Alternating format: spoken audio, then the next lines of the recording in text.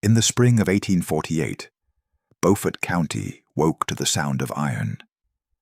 The hammering came from the bluff above Port Royal Sound, steady and deliberate, echoing over the rice fields like a heartbeat too slow to die. People said the new blacksmith the judge had bought worked through every night without rest. They said his name was Elias. No one knew where he came from, only that he'd arrived on a wagon from Charleston, chained at the ankles, silent as a sermon that had already ended. By the time the overseer brought him to the forge, the air smelled of rain and rust. The judge watched from the veranda, his sons lounging beside him with brandy glasses. "He's big," the eldest remarked. "Big doesn't mean clever," the judge answered. "We'll teach him clever." The Ainsley plantation was a monument to order. Every column, every fence rail, every human breath on the property existed to remind someone else of power. Judge Thaddeus Ainsley, magistrate of Beaufort County, presided over both court and congregation. He quoted scripture when sentencing men and balanced ledgers with the same pen he used to sign death warrants. His 5 sons followed his manner if not his wisdom. Jonathan, the oldest, handled the books. Charles trained the dogs. Samuel, Thomas, and the youngest, Henry, handled cruelty, a family trade. When Elias appeared, they circled him with curiosity that smelled of danger. At first, he was just another tool that burned hotter than most.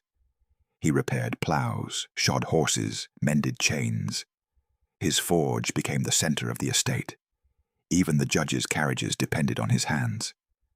But those who worked beside him noticed small things. He never whistled, never prayed aloud. Yet every piece he touched came out balanced so perfectly that even the overseer stopped grumbling about waste. When night fell, light from the forge bled through the oaks like a second moon. Slaves returning from the fields sometimes paused just to listen. "He's speaking to the metal," they said, and the metal's listening back. Beaufort loved its myths, but it loved its gossip more. Word spread that Elias had once belonged to a Virginia planter's widow, who'd taught him his letters before selling him south. No one knew if it was true, but when a scrap of paper covered in neat script was found beneath his cot, the overseer brought it straight to the judge. The words came from the book of Amos: "For 3 transgressions of Israel, and for 4, I will not turn away the punishment thereof." The judge's face tightened. "You think the Lord writes you exceptions?" he hissed. That evening he ordered Elias flogged before the entire quarter. 20 lashes. The sons watched from the veranda, counting like spectators at sport. When it was done, Elias rose without a sound. He looked once at the judge, once at the whip, and went back to the forge. From that night forward, every hinge and gate on the property began to warp. The first to notice was Jonathan. He returned late from Beaufort town and found the big iron gate sagging. The hinges had softened as if by fire, though the metal showed no scorch. "Replace it," the judge snapped. Elias replaced it. A week later, the new hinge broke again. Soon after, Jonathan fell ill. Fever racked him for 9 days. When he recovered, his voice was gone. The doctor blamed swamp air. Charles broke his arm a month later when a horse panicked at the forge's spark. Thomas drowned in the river under a sky clear enough to shame excuses. One by one, the Ainsley sons withered. Only the judge remained whole, pacing his veranda, quoting psalms through clenched teeth. By winter he was desperate. He forbade gatherings, banned hymns, ordered every slave's cabin searched for charms. They found nothing but fear. Elias kept working, his silence heavier than sermons. The judge began hearing hammering even when the forge was cold. "He's hexing me," he muttered to his wife. She suggested prayer. "Prayer is for men," he barked. "This needs judgment." That night he went to the forge alone. No one saw what happened inside, only the smoke rising slow and blue. At dawn, the judge's body was found beside the anvil, skin unmarked, eyes open as if watching a verdict approach.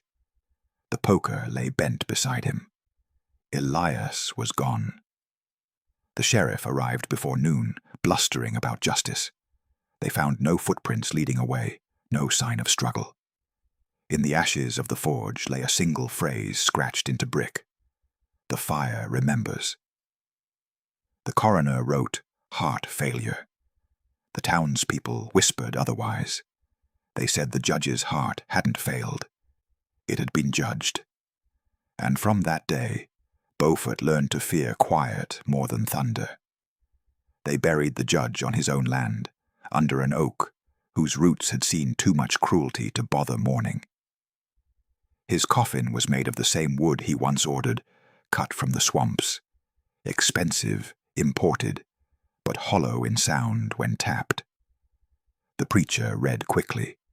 The widow fainted at the closing verse, and the 5 remaining servants lowered the box with ropes that looked one tug away from breaking. By dusk, the estate was empty of carriages and laughter. Only the forge remained, its chimney split like a scar. Rumor filled Beaufort faster than tidewater. Some said Elias had fled upriver with abolitionists. Others swore he had walked into the Sound and never surfaced. A few whispered that he was still there, somewhere beneath the soil, listening. The sheriff ordered the property searched for accomplices, but all he found was fear. The quarters were abandoned by spring, the crops gone to weed. Children passing the bluff would swear they saw a man-shaped shadow near the ruined forge at sunset. Adults told them not to speak of it. In Beaufort, silence had become inheritance. In 1853, a Charleston merchant purchased the Ainsley property at auction. He sent workers to rebuild the house, but within weeks they left, complaining of tools that bent without cause, nails that split in half, hammers that flew from their grips. One man's hand went numb for days after touching the old anvil. The merchant sold the land at a loss. The next owner died of fever before harvest. The third let the house rot and blamed ghosts when his cattle refused the pasture. By the eve of the Civil War, the estate was a ruin everyone avoided, but couldn't stop talking about. Then the war came, and Beaufort became one of the first towns seized by Union troops. Planters fled inland. Their mansions became hospitals and headquarters. When black soldiers of the 1st South Carolina Volunteers marched through the abandoned streets, one of them, a broad man named Amos, recognized the bluff from stories his mother told. He walked up alone and found the forge choked with vines. In the ashes, he uncovered a lump of iron shaped almost like a heart. He carried it back to camp and kept it until the war's end, calling it his good luck charm. After emancipation, he melted it into a nail and used it in the doorframe of his first house. When asked why, he said, "Because the nail remembers what the hammer did." During Reconstruction, teachers and missionaries arrived to educate the freedmen. One of them, a Quaker woman named Rachel Tanner, opened a school in the abandoned courthouse. On her second week, she discovered a crate of papers salvaged from the old estates. Inside was the Ainsley ledger, brittle and stained. Between pages listing debts and punishments lay a folded scrap in unfamiliar handwriting. "He that leadeth into captivity shall go into captivity." Tanner kept it in her Bible. She would later tell her students the story of a blacksmith who forged his own deliverance and vanished before sunrise. The children called him the man who made freedom ring. Years rolled like tide. The ruins on the bluff crumbled. The stories changed shape. By the 1880s, the tale of Elias was folklore told at firesides and funerals. Sailors sang of the silent smith of Beaufort, whose hammer struck lightning.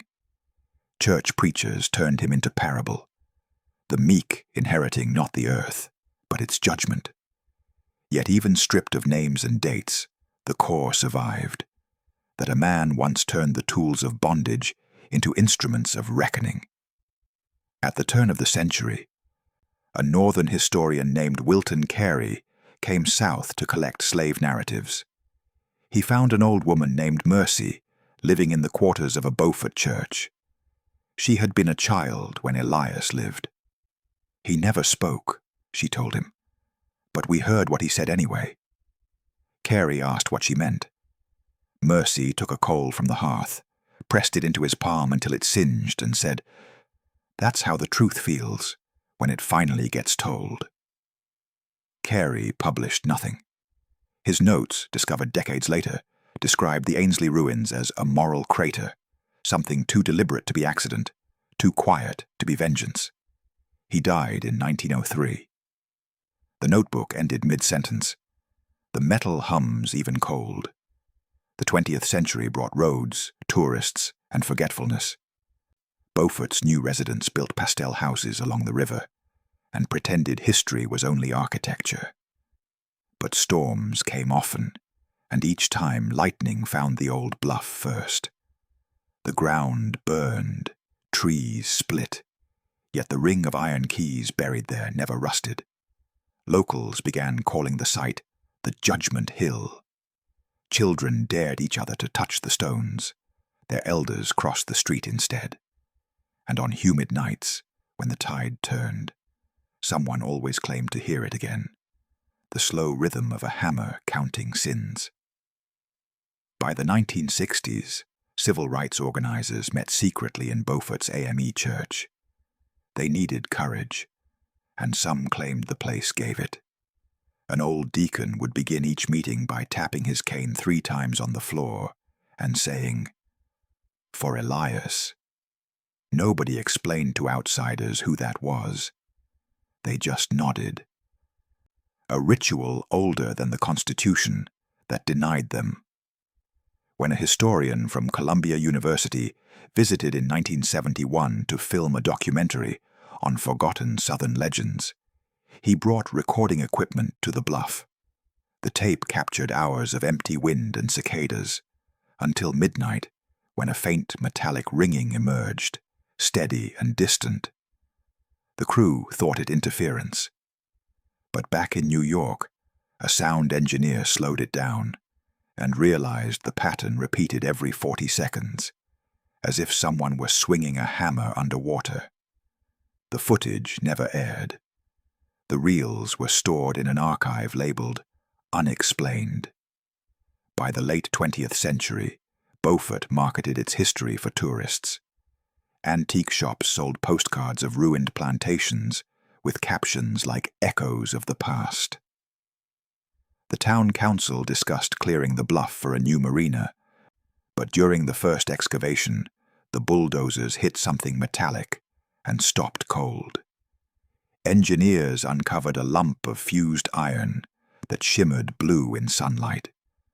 One worker swore he heard a ringing through his gloves. The site was sealed, the project abandoned. Local newspapers called it coincidence. The old men at the docks said otherwise. They said the judge's verdict was still being carried out, just slowly, patiently, in the way iron cools. By the early 2000s, Beaufort had turned its ghosts into tourist revenue. There were brochures for carriage rides past haunted mansions, candlelit walking tours, even T-shirts that read, "I survived Judgment Hill." But the hill itself remained fenced off, county property, officially unsafe because of soil erosion. Locals knew better. They said the earth there simply refused to be paved over. Grass grew overnight where machines tried to dig, and every storm season the lightning rods on nearby houses bent or snapped, always pointing back toward the old forge. Most residents learned to ignore it, to talk instead about festivals and seafood. Only Ruth Glover couldn't. Ruth was 58, small-framed, with the posture of someone raised to listen before speaking. Her grandmother, Mercy Glover, had been the same woman who spoke to Wilton Carey a century earlier. From her, Ruth inherited a box of papers, mostly brittle church programs and letters, and among them the burned scrap that read, "He that leadeth into captivity shall go into captivity." She kept it folded in her wallet for years, unsure why, until the county announced plans to build a museum of Southern craftsmanship on the site of the old Ainsley property. They wanted exhibits about ironwork, carpentry, shipbuilding, positive heritage, the brochure said. Ruth volunteered before the ink dried. The museum opened in 2004, inside the restored carriage house. Visitors saw displays of forged tools, rice field implements, sugar kettles. Ruth arranged one corner differently. Behind a pane of glass, she placed the fused ring of keys unearthed during the aborted marina project, the warped poker, and a small plaque that read simply, "Forged in silence." There was no mention of the judge. When reporters asked about omissions, Ruth told them the story wasn't about who owned the hammer. It was about who endured its weight. At night, when the last guests had gone, she sometimes stayed to lock up. She'd pause by the display, listening. If the room was very still, she could hear the faintest tick, metal contracting with the cool air, like a sigh. Once, during a storm that rattled the windows, she thought she heard a single strike. Clean, resonant, unmistakable. The sound froze her. She whispered, "I hear you," without knowing why, and the next thunderclap rolled through the roof like applause. A year later, a documentary crew from Charleston Public Television came to film a segment on African American legends of the Low Country. Ruth guided them through the museum, careful with her words. When the interviewer asked whether she believed Elias truly killed the judge, she said, "I believe he ended what the judge started." The quote made it into the final cut and later onto the internet, where it sparked endless argument. Was Elias a murderer or an instrument of justice? Was the story history or metaphor? Church groups called the museum blasphemous. School teachers brought field trips. Every visitor left with an opinion, but none left unmoved. That winter, Ruth received a letter postmarked from Virginia. The sender claimed to be a descendant of the widow, who once owned Elias before his sale south. Inside was a faded photograph of a tombstone, Ellis King, 1821-1890. Beneath the name was a carving of a hammer over an open book. The writer said the family legend told of a freed blacksmith who moved north after the war, teaching at a foundry school in Baltimore. A quiet man with scars on his back and a voice that never rose above a whisper.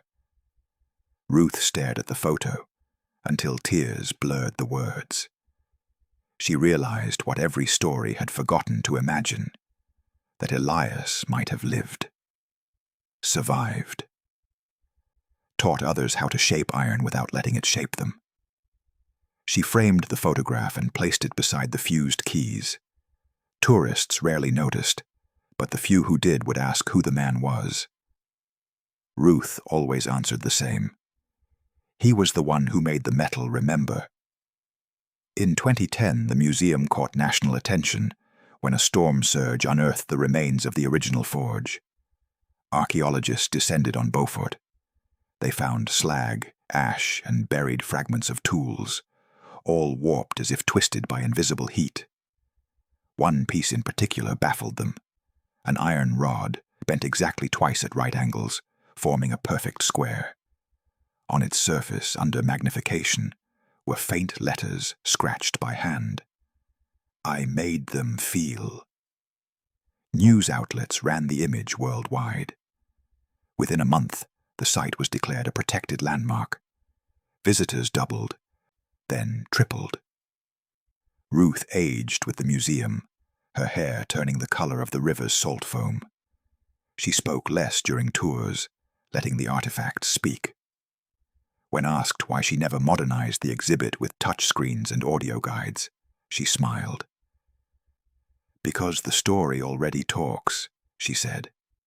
And it did.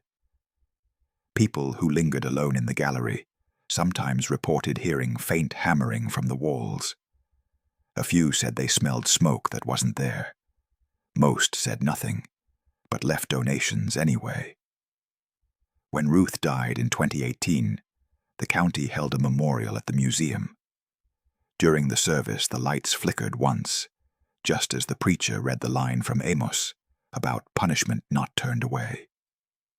The congregation went silent, each person thinking the same unspoken thought, that justice, like heat, never disappears. It only changes form. Now, when the tide pulls low and dusk turns the water black, locals still see glints on the bluff where no light should be. Some swear it's sparks. Others say it's memory refusing to die. Standing there, you can almost hear it, the rhythm of a forge that hasn't cooled in 170 years, a story still hammering its shape into the conscience of anyone willing to listen. And if you listen long enough, you realize the ringing doesn't come from the past at all. It comes from within, reminding you that silence, when tempered by truth, can become the sharpest edge history ever forged. Ruth's death left an emptiness the town didn't know how to name. The county appointed a new curator, a younger man from Columbia who specialized in interactive history. He arrived with good intentions and a laptop full of redesign plans, touchscreen exhibits, augmented reality models, projected soundscapes. He wanted to make the past accessible. But Beaufort resisted translation. When he tried to move the fused keys for 3D scanning, the crate snapped from his hands. The ring rolled across the floor and stopped at his feet, humming faintly like a tuning fork. The noise traveled through his shoes and up his spine. He left them where they lay. The next day, he canceled the redesign. Instead, he began to listen. He interviewed locals, not for marketing blurbs, but for memory. A retired dock worker told him he'd seen lightning strike the bluff twice in one night, without sound. An elderly woman remembered her father whispering a prayer each time he crossed that stretch of river. A teenage fisherman admitted that whenever he cast near the ruins, his line pulled toward the shore, as if the water itself still obeyed something buried beneath. The curator wrote everything down, certain that meaning lived somewhere between the testimonies. One afternoon, while cataloging artifacts, he found a small journal tucked inside a drawer of the desk Ruth had used. The pages were brittle but legible. They weren't hers. The handwriting was older, looping, elegant. At the bottom of the first page, written in iron gall ink, was a date, August 1848, and a single line. If the world refuses to hear, the world must feel. The rest of the entries were short fragments, measurements of temperature, sketches of gate hinges, notes about weight ratios. The journal, the curator realized, had belonged to Elias himself. He read every line in silence. The final entry chilled him. Iron remembers what men forget. There was no signature, but in the margin someone, perhaps years later, had written, "Found near the riverbank after the storm." The curator closed the book carefully and placed it on Ruth's old chair. That night he dreamed of hammering, slow and deliberate, each strike echoing in time with his heartbeat. The discovery should have been triumph, but he told no one. Some truths felt safer unspoken. Instead, he built a small, unmarked case beside the fused keys. Inside, he placed a replica of the journal's last page, copied by hand. There was no caption, just a light that glowed softly above it. Visitors rarely noticed at first, but when they did, they leaned in, reading the single sentence, until it became a whisper on their lips. Iron remembers what men forget. The museum changed after that. People came not for spectacle, but for quiet. Veterans stood before the case and saluted. Schoolchildren fell silent without being told. Tourists who arrived skeptical left unsettled, unsure whether they'd learned history or been judged by it. Beaufort's hotels sold out every anniversary of the judge's death. On those nights, lightning always touched the bluff once before moving out to sea. Outside, the river carried reflections of the new bridge and the old ghosts together. Locals said the bridge's foundation piles occasionally rang like bells when barges passed too close. Engineers blamed vibration. Fishermen said otherwise. "That's Elias checking if the world's learned anything yet," they joked. But their laughter always trailed off into thoughtful quiet. In 2023, a national magazine sent a journalist named Aaron Leith to write about the haunted blacksmith of Beaufort. He expected kitsch, ghost tours, folklore, the usual Southern Gothic. What he found unsettled him. He interviewed residents across generations, from retirees to teenagers. Every one of them spoke of the legend differently, but their voices shared a strange reverence. "He wasn't haunting us," said one elderly woman. "He was teaching us how to listen." Another said, "Some stories don't scare you, they measure you." Aaron spent his last evening on the bluff. He set up his recorder and waited for a sound. The tide went out. Frogs started their chorus. Distant thunder grumbled across the water. Then, faintly, it came, the ringing, rhythmic and patient. He froze, the hairs on his arms lifting. The sound wasn't mechanical. It felt alive, like breath turned into metal. He let the recorder run until dawn, then packed up and left without saying goodbye to anyone. His article never appeared in print. But months later, an anonymous file appeared online, an audio track titled "Forged in Silence Wave." It contained 8 hours of night noise, with the hammering faint but unmistakable underneath. People who listened described the same thing. At first it was just tapping, but after a while it began to sync with their pulse, softening thought, thickening the air. Some said they smelled smoke. Others felt their palms grow warm. The file was eventually taken down for unexplained physiological effects. Copies remained, traded quietly in forums dedicated to forgotten history. Each upload bore the same note: "Listen only if you seek to understand what silence can do." Now, years later, the museum still stands. The keys still hum.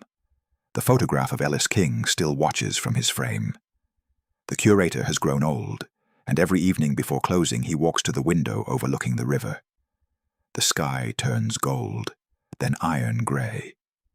He whispers the same words Ruth once did: "I hear you." Then he listens, not for ghosts or answers, but for the reminder that history isn't finished judging.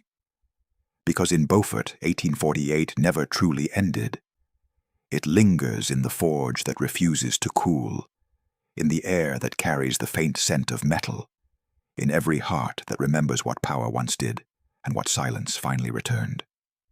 The world keeps turning, but the sound remains, steady, deliberate, mercifully patient, until all debts, spoken or not, are paid. And when night falls fully, and the last visitor's footsteps fade, the hammering begins again. One strike for every forgotten name, one pause for every wound still healing, one echo for every truth the living have yet to face. That's how Beaufort breathes.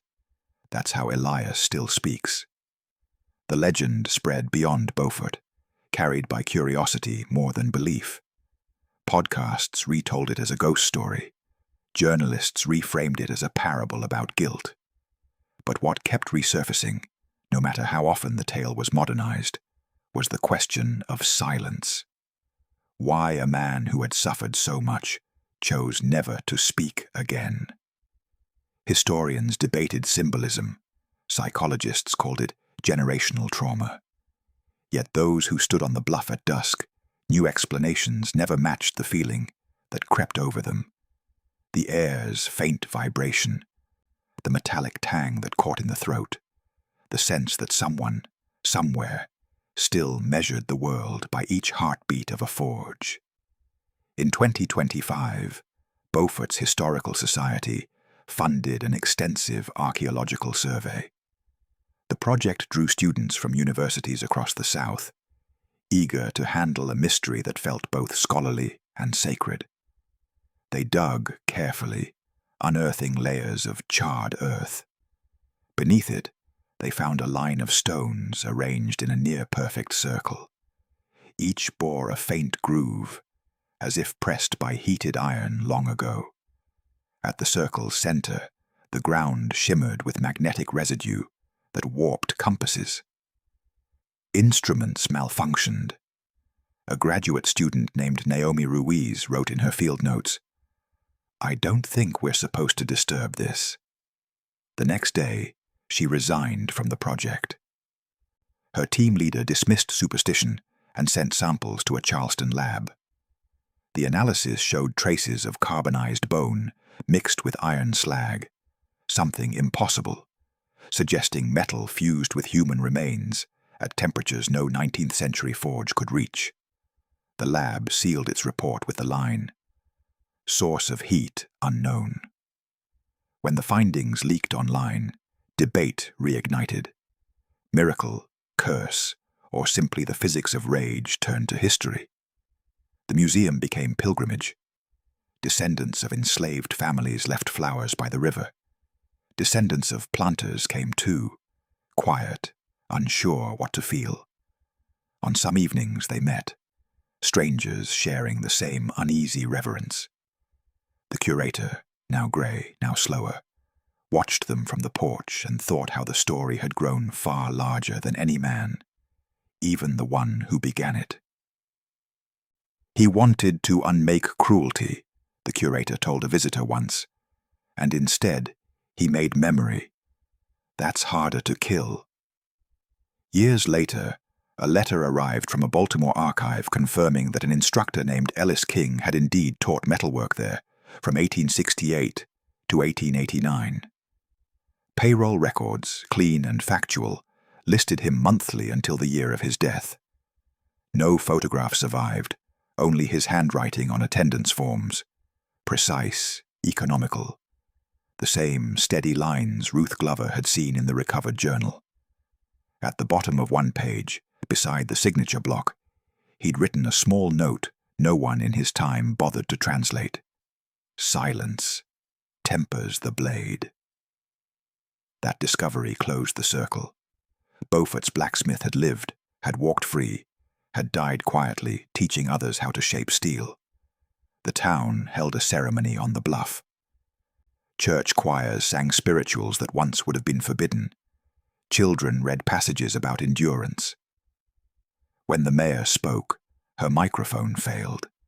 She smiled and said, "Then let the silence do the talking." And the crowd stood still as the wind moved through the grass like breath.